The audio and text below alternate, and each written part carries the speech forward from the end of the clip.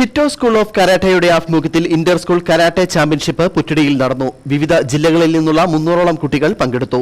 ചക്കപ്പള്ളം Marymatha school principal Jose J Puridam championship ഉദ്ഘാടനം ചെയ്തു. Puttady Shitoryu karate സ്കൂളിന്റെ നേതൃത്വത്തിൽ സെന്റ് മേരീസ് ഓർത്തഡോക്സ് പള്ളി പാരിഷ് ഹാളിൽ രാവിലെ മുതൽ നടന്ന കരാട്ടെ ചാമ്പ്യൻഷിപ്പിൽ 4 ജില്ലകളിലെ 20ഓളം സ്കൂളുകളിൽ നിന്നായി 300ഓളം കുട്ടികളാണ് പങ്കെടുത്തത്. ഉദ്ഘാടന സമ്മേളനത്തിൽ ചക്കുവള്ളം ഗ്രാമപഞ്ചായത്ത് ആരോഗ്യ വിദ്യാഭ്യാസ standing committee chairman Mathew P. അധ്യക്ഷത വഹിച്ചു. Chakkuvallam Marymatha public school principal Jose J Purayidam ചാമ്പ്യൻഷിപ്പിന്റെ ഉദ്ഘാടനം നിർവഹിച്ചു.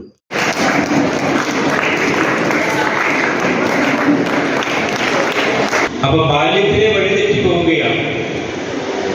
ആ തെറ്റിയ വഴി കൗമാരത്തിലും യൗവനത്തിലും പിന്നെ ജീവിതാവസാനത്തിൽ തുടരുകയാണ്.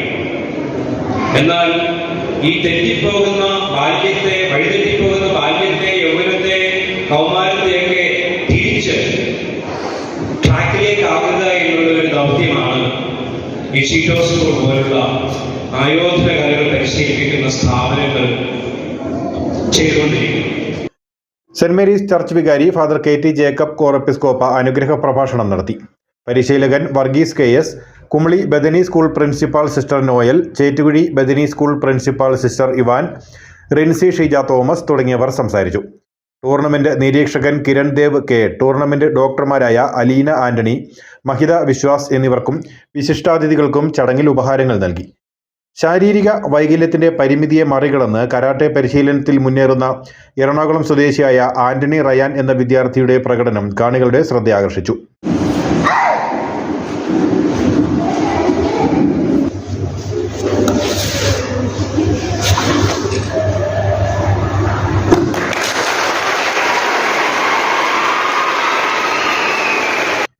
ടൂർണമെന്റിൽ യോഗ്യത നേടിയ കുട്ടികൾക്കുള്ള ബെൽറ്റുകളും സർട്ടിഫിക്കറ്റുകളും ചടങ്ങിൽ വെച്ച് വിതരണം ചെയ്തു. News bureau, Anakkara.